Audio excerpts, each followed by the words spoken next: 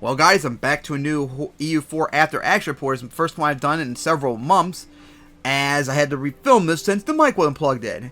Anyways, I decided to do no mods other than my Easy Wars Please mod. Because the game, I felt like with mods was getting too hard recently, so I decided to see if it was easier doing no mods. And I just finished this over the last few days, as this was my third time playing the Great Horde, which is the first country I've ever played in EU4 back in 2014. And this time, as the first time I formed a Golden Horde, second time for YouTube I formed Tatarstan, this time I formed Russia. Finally got that done out of the way, because I've had so many opportunities to form Russia, but I always kept declining it for some reason. Now I finally got to do it. And man, I had a lot of stuff I had to do.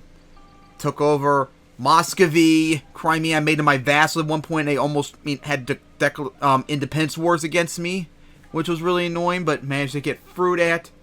The Commonwealth I took over, and I eventually rebrought them back for a moment to vassalize them in this area, to not have to eat so much admin points, and eventually took them over. Colonized good chunk of the Caucasus. I had Akoyanlu as my vassal down here for a while, as I allied with the Ottomans for a good chunk of the game. Conquered all of Central Asia pretty much. Persia was my ally before they betrayed me, and I really cut them up in size. I colonized all the way out here, but I didn't finish the job because Japan took over all this, and I couldn't really focus on them because I was focused on Europe more, because Shun, irritatingly, pretty much protected everyone, and I only beat them just recently in a war. I took over a bunch of territory over here and made Transylvania or whatever my vassal.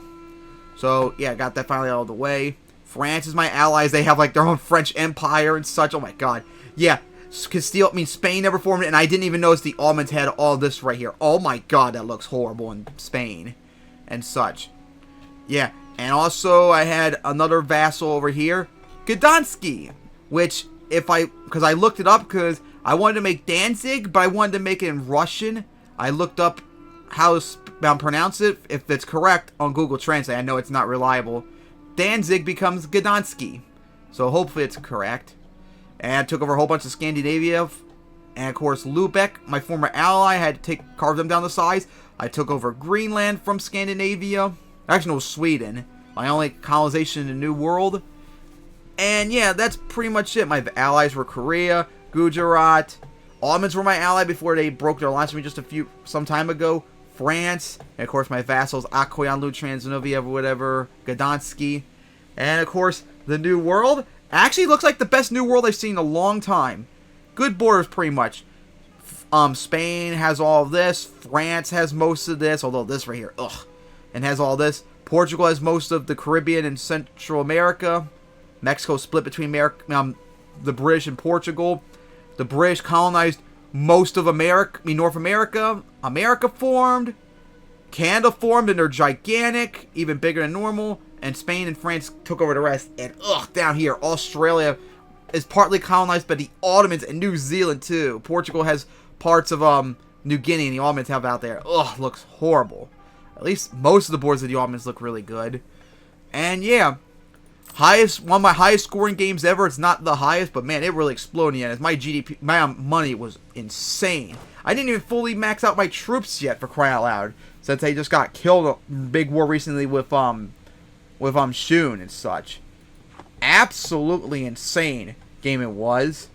And I might do a new game soon where I try to focus on discipline as my primary goal instead of high morale, because I was not winning wars a lot of times, which was really annoying, even though I had better stats and all that. I have the highest morale in the game, and it didn't really make a difference. Whereas my discipline is mid, and that's only just in the last, like, 30 years or so. It was almost near the bottom for most of the game, for crying out loud. Other than 105% sometimes, but yeah, it's really low. So I might try that in the future and see. I might do a new game soon, and focus on getting discipline up instead of morale, and see if that maybe would make wars easier. Alright, guys. So yeah, that's my Great Horde into Russia playthrough, my third time playing the Great Horde, and it was high scoring game as such, and yeah, enjoyed it. And now, here is how the world went.